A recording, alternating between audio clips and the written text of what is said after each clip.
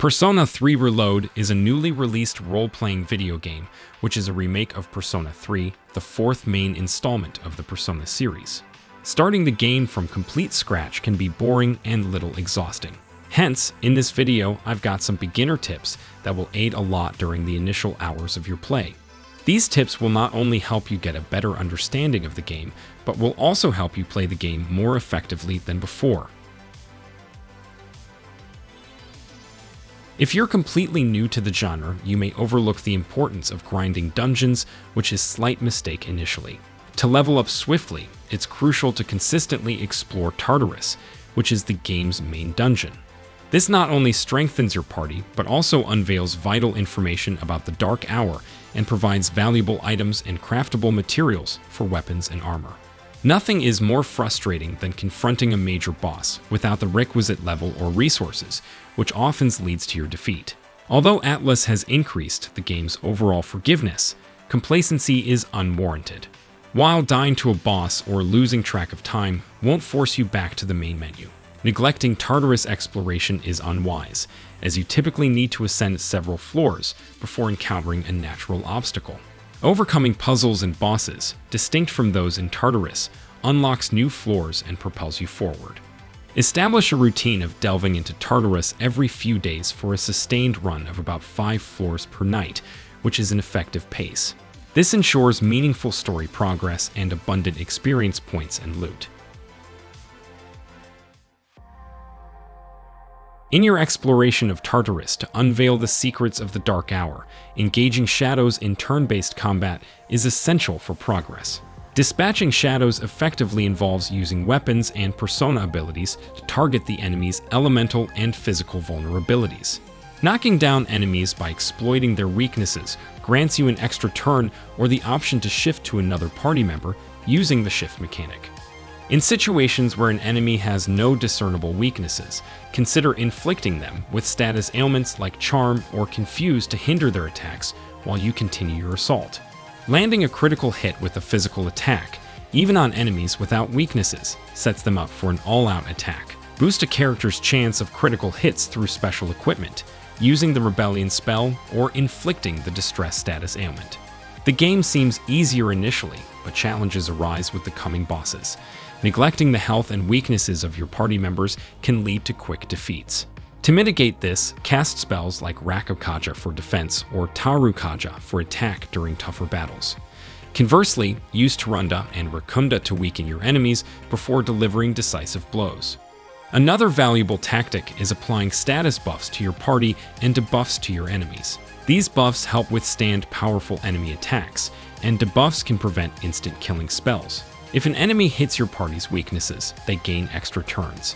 Counter this by using spells to buff your evasion and debuff the enemy's accuracy, making them miss your team's weaknesses.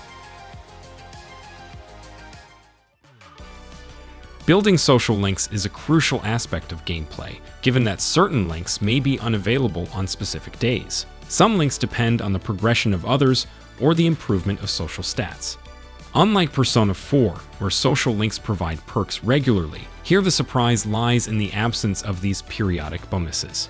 However, completing social links remains highly rewarding, unlocking powerful personas and unique stories.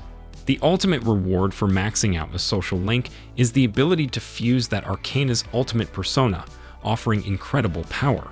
Depending on the social link level, fused personas receive a significant XP boost, allowing players to obtain high-level personas early on. This emphasizes the importance of investing in social links.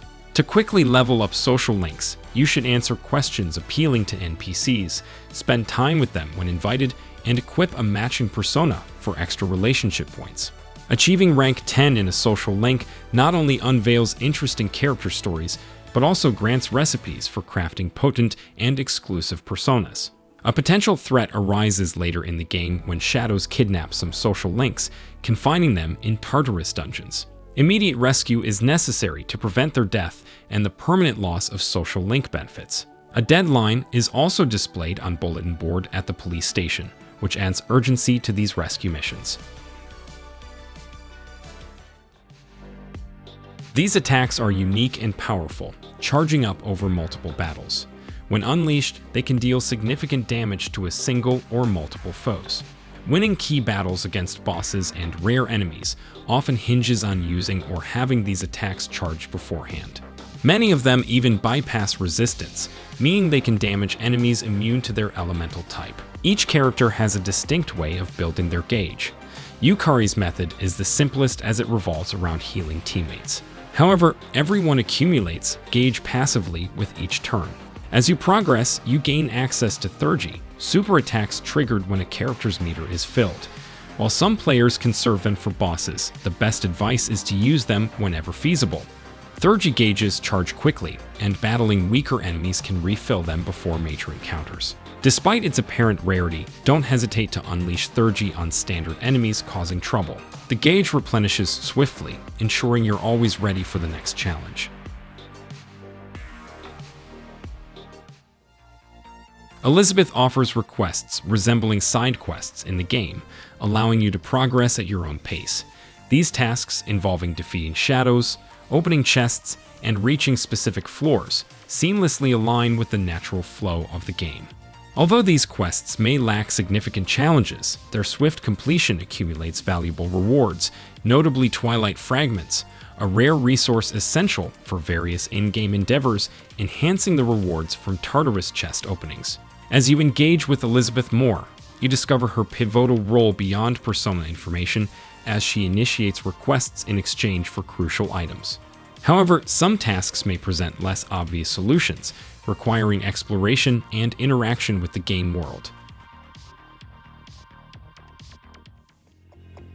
In the game, a standout addition is the linked episodes, similar to social links, delving into your party members' stories.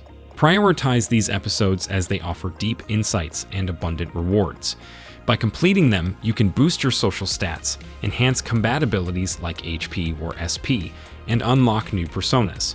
Moreover, the game introduces new hangout activities at the Awatodai dormitory. These include studying for academics, cooking for healing items, reading books for various stat boosts, and tending a rooftop garden for support items.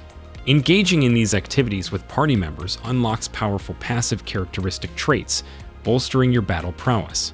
For maximum impact, focus on unlocking Fukage Yamajishi's characteristics first. As a non-combatant support character, her traits mitigate damage from enemy attacks, exploiting elemental or physical weaknesses. This trait is crucial for surviving encounters, with foes keen on exploiting vulnerabilities. Prioritizing these activities and traits enriches both your party dynamics and survivability in battles.